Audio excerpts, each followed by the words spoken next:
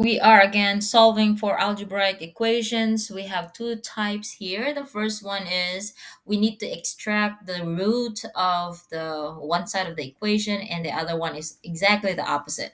Okay, so I'm putting them side by side so you can see that they are basically opposite of each other's function. Okay, all right, so the first one is x minus 1 squared, okay, equals 16. So there are of course so many ways to solve this, but we will do an extracting of a root. So what I mean by that is that I want to get rid of the square. Okay, so if you think about it, well, how do you get rid of a square? What's the opposite of squaring it? Well, you have to do the square root, right?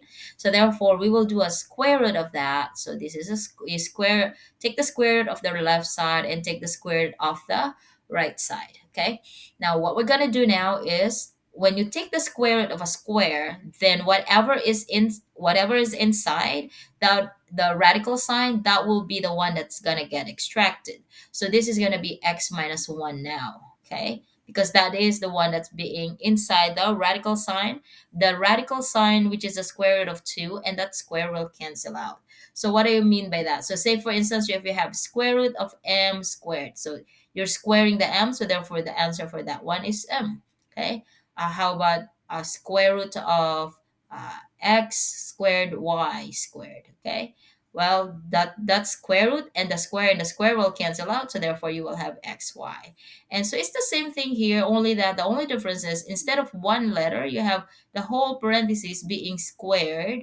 So when you take that square root of that, this square root and that square will cancel out. Therefore, you will have that one left alone. Okay. All right. So that's how we take the square root of the left side.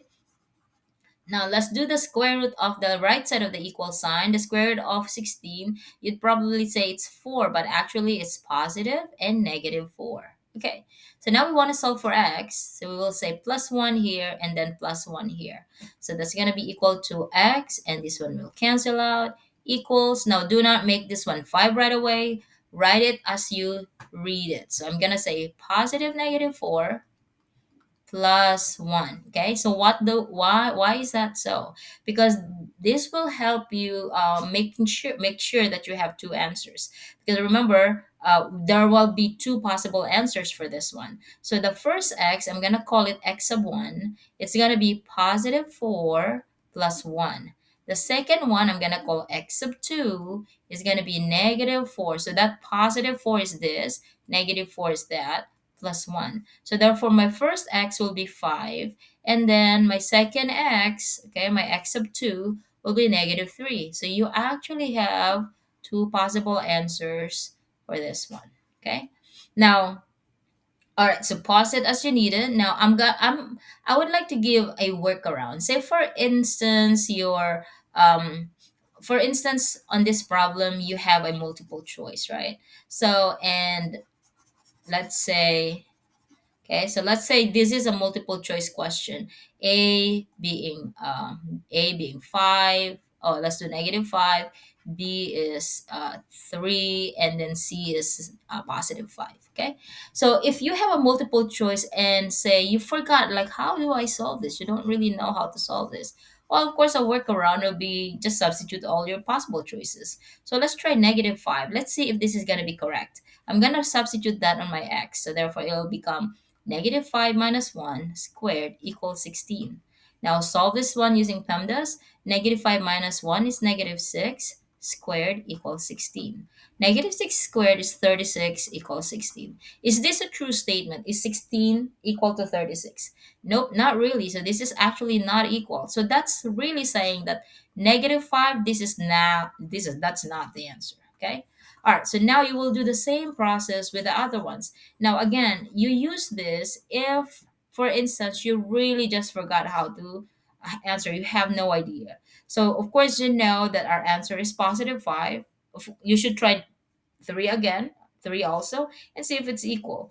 Now, if one of the choices is 5, I'm going to try 5 here.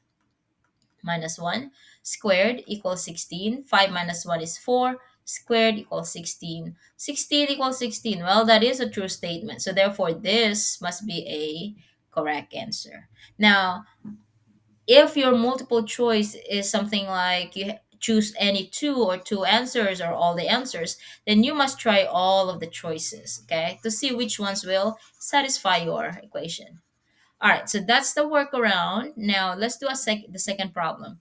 The first problem, you have a square. The second problem, you have a square root. So remember, the square root is opposite of square. So therefore, here we got rid of the square. In here, we have to get rid of the radical sign with the square root sign. So how do you get rid of the square root sign? Well, all you gotta do is square it. Okay, so if you square the left side, then you gotta square the right side as well. Okay, so when you square a square root, it's the same thing here. Taking the square root of the square, whatever is inside will come out. So now you have 5x plus 2 equals, you square the 3, you have 9.